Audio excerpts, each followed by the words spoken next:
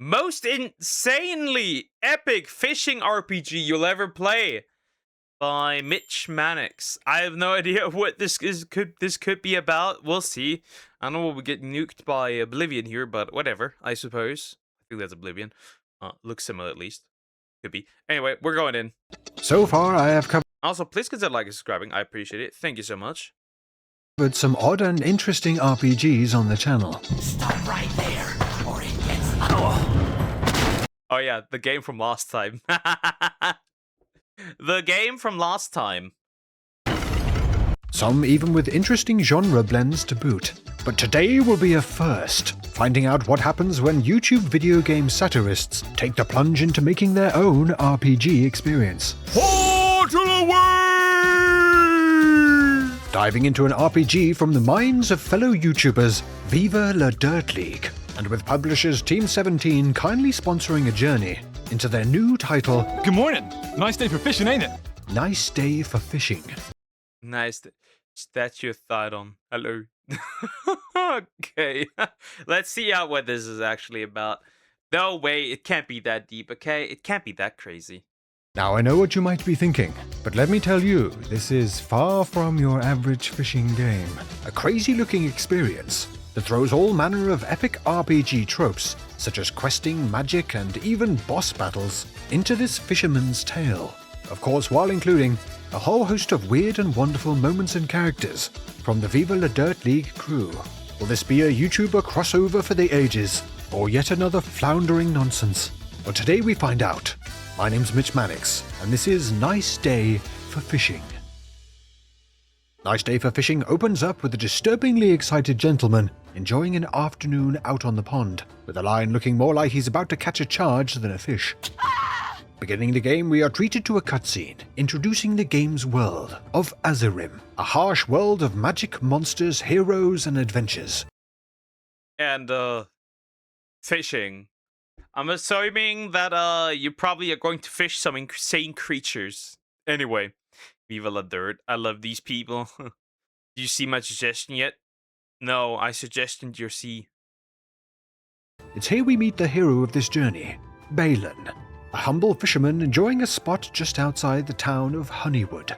Wandering back, we follow Balin into the town to see a huge gathering of other adventurers, all wandering around donning their name and level, while of course spouting some typical MMO phrases, such as want to sell and stop spamming, noticing one in particular being a bit of a tit and making me feel personally attacked. I mean, why is the British one being a dickhead? Oh well, that's a little bit better. Oh, for f***'s sake. Wandering about the town, we get to meet Greg, a chap with a name I personally rarely hear. Greg. That's right, Greg. I see you. This is Greg the garlic farmer, who will be... I feel like that's not really lucrative to be a garlic farmer, question mark? I mean, sure, but I don't think so. I could be wrong, of course. Also, that just smells, doesn't it? acting as our main quest giver for now, which apparently is kind of weird because he's literally just a garlic farmer, and honestly gets way too much attention. Attention he is receiving right now from a high-level adventurer, wandering up to him for his next quest. Skip. Skip. Skip. Accept. Oh, how typical. Wandering up ourselves to speak to him, he introduces Bodger the blacksmith, not the... I understand, though. I understand, though. I get it, though. I would do that, too. I skip stuff as well. I love skipping dialogue, especially when it's, like, not voiced. I'm like, I don't really care. Just keep yapping. Like, if people used to sell ice, anything can be profitable with the right environment. I guess they did kind of sell ice in you know, Frozen, so I suppose that's fine, I guess. Skip. Indeed, skip. The game gets more value if you know Viva La Dirt League, I suppose. Badger, being interrupted by Baradin the High Sorcerer, who declaims that after we finish enough crappy low-level quests, that he will be the one to begin the main campaign of the game. Speaking with him, he talks on his heroic plans and shows Balin the chest of abandoned souls, to which Balin is highly impressed, or possibly slightly high. Stepping closer to it, two voices pipe up from behind a nearby well. Charles and Bernard, who are busy debating if they should mug this sorcerer for this relic, eventually deciding to, and causing total chaos in the process.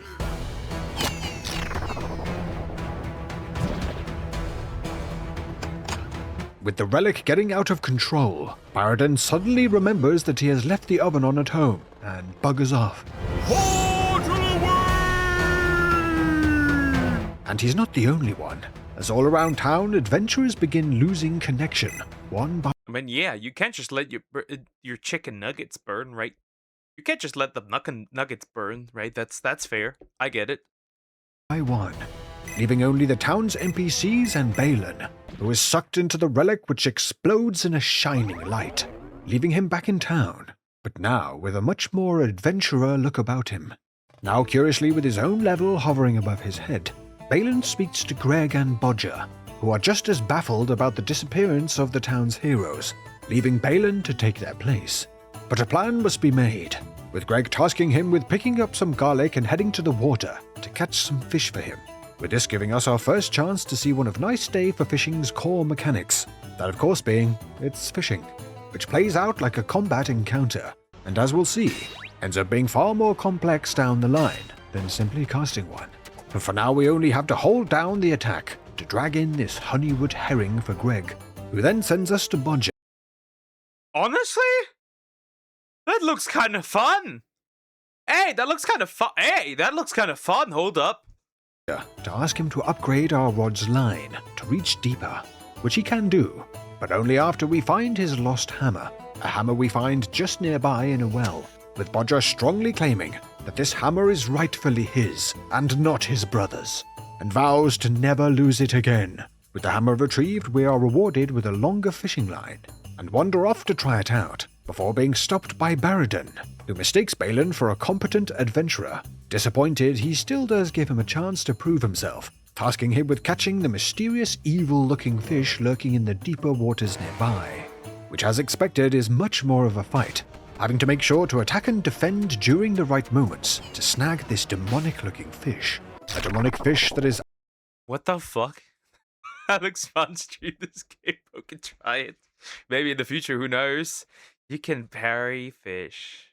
Oh wow, not bad. actually an even greater evil, the Dark Lord Yshalden, taking his true form and threatening to destroy the village and conquer the land, preparing himself to first battle the land's adventurers that will surely be standing firm to stop him.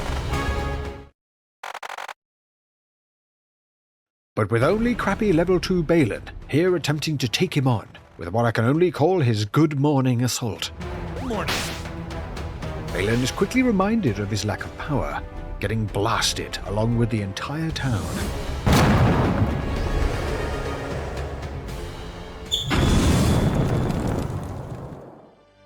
The game is in 66% sale right now. Oh, not bad. Interesting. So, the second quest list is just pull the evil lord out of the water. Now waking up in the rubble of the town, Balin speaks with Greg and the last few remaining NPCs, distraught over their destroyed town. Grabbing Bodger's once again lost hammer out of the well, Greg once again requests some fish for food, which Balin easily grabs from the water, getting to stare once more at the shiny loot chest with no way of obtaining it. Why do you torment me? Getting another level, the plan is made to fashion a boat to get out on the open water and explore, with the mind to hopefully find a way of rebuilding the town. Picking up some scrap wood from the wreckage, a boat is fashioned, and despite trying to entice the swanky-looking chest with a bit of garlic, it is to no avail. So instead we seek out Baradin and his charge, as he calls it, as a lowly tutorial NPC, getting further introduced to some more intricacy around the game's fishing/RPG combat blend, unlocking the ability to parry enemy attacks. Why? I have a question. That's such an interesting combo, though. Right? That's actually really creative. I like that a lot. That's such an interesting combo.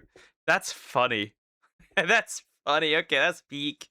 with a well-timed block, a spell to recharge our stamina, and most importantly a magnet to use to grab bits and bobs down in the water. Allowing Balin to snag a sweet rod upgrade, as well as a magic scroll we are able to use to progress after returning to Barradin. And while doing so, hearing a crying man or a particularly loud swinging door, we come across Eugene, who is being held captive by an angry goblin. A goblin who is luckily easily satiated with a few fish, who then releases Eugene as we head back to return him to town. The return journey, however, presents a much larger problem, with a huge boss named Thurdoth the Fierce blasting out of the water and beginning a brawl. With this once again There are fucking boss fights too. Why am I surprised? Why am I surprised? Right away. Sure. That's so interesting. taking combat up another notch, needing to use parry timings, spells, and consumables to eventually take down this hulking terror, with us finally being able to return Eugene home, who is so rattled about the ordeal that he has to channel the spirit of Michael Jackson to calm down. It's here the game opens up, allowing for taking on a number of quests to meet some new faces, such as Fred and Frida, who I get the feeling have one hell of a healthy marriage. You look like a baby wearing a costume of a sad old man. Okay, I'm not gonna lie, you got a point there. A woodcutter out in the forest outside of town, as well as a full-blown fish We love our abusive wives, right? We love them. We love them. god named Thydon, appearing as a cursed-looking apparition and acting as a way to access another of the game's zones, the coast of Azurim. With each new zone, of course, coming with a host of new quests and, of course, new fish to battle and catch. Each fish has its own preferences when it comes to what bait is to be used, as well as Is that a pigfish? Is that a boar shark? its own timing when blocking and parrying its attacks. When it comes to bait, as the game progresses, more will be unlocked and can be found out in the game's world, ranging from garlic we have already seen, to, as you could imagine being published by Team 17, some very animated looking worms to pick up and use.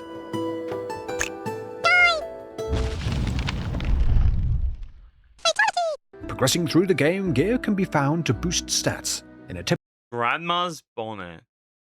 Previously owned by Grandma Mugger. The wearer looks innocent and harmless. The perfect trap. Stamina plus 25. Defense plus 1.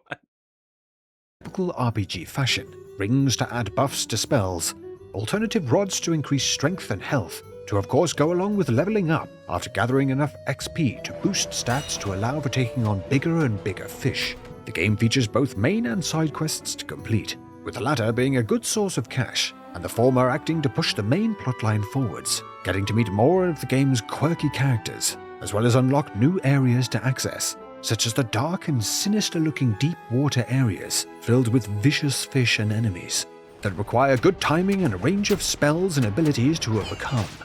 A whole lot has been added to the game to add interesting mechanics on top of simply being a fishing game. Outside of the RPG combat, there's also additionals such as the current system that changes the direction of each cast, creating a mini-game of navigating the hook through underwater caves to pick up rare fish and, of course, more loot and cosmetics.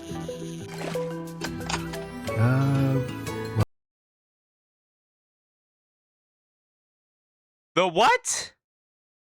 Anyway. Well then, someone's gonna have to help me out on that one. Reaching higher levels unlocks more and more spells provided from the fish god, who with him has a handy collection that shows which fish have been collected from each of the game's areas, with a new spell being unlocked once all of them in a particular area have been obtained. Ooh, cool. An incentive to be a completionist. I like that. I like that a lot. Not bad. We do like that. We do like that. I enjoy that a bit, quite a bit. Not bad. That would satisfy my wanting to hunt 100% games, I guess. One bit of feedback I would offer is that it would be nice to be able to reference this collection when out and about in the water, given that there are so many types of fish to know what to focus on when actually getting into a particular zone. Progressing further and besting yet another actually really fun boss fight, Balin collects enough help to be able to start rebuilding the town, adding yet another system, gathering the required materials to build and upgrade each of the town's buildings, unlocking more items and upgrades, and even being able to see City build, like, building simulator, I guess. Not really, just a little bit, I guess. the buildings improve, which for me is always a satisfying touch. Overall, nice day for fishing honestly really surprised me. As someone who is not familiar with a lot of the characters and references from Viva La Dirt League, please don't kill me, You son of a bitch. it's still a really enjoyable game. I was dubious at first when finding out it was a fishing game, as you can imagine what I expected, and fishing isn't really my jam. But all of the RPG elements and extra mechanics does The only other fishing game I've ever played was on the Wii, and honestly, it was kind of fun with the motion controls. Honestly, it was honestly really fun. I enjoyed that one actually. really well to turn this game into something else entirely, more of a classic pixel art RPG, with a whole bunch of progression, and with the boss battles in particular being a really pleasant surprise. A game that's just super easy to pick up and play, and one that I can imagine being great for just chilling out or playing on the go, which is a boon since the game is also Steam Deck verified. Great to see some fellow creators branching out with something like this, and pouring quite clearly a lot of love and consideration into it, coming out with something that is truly worthwhile. And a huge thank you to Team 17 for sponsoring this look. Honestly, it does look really fun, right? It does look like they put a lot of love into this. To easily the most enjoyable fishing game I have ever played, with this game being available right now. If you're interested in checking out the game, head down to the description to find out more. But enough from me, what do you think? I'm always keen to get your thoughts down in the comments. Huge thank you to my patrons as always, and stay tuned as next week we will be going on another long-form deep dive into a truly baffling title. So make sure you're subscribed so you don't miss. Yeah, that was fun. Honestly, that was fun. That looks fun. That looks really fun. This game looks actually really fun. Yeah, for a fishing game, for sure. Yeah, that looks fun. We never really get to see anything like that, right? Because, like, bigger companies don't really do anything with that, so it's usually up to indies. I mean, fishing plus RPG, honestly, not bad. Not bad at all. And then also it would satisfy my completionist heart. Honestly, it would be kind of fun to play that. Who knows? I'll keep that in mind when I look for games. I'll keep that certainly in mind.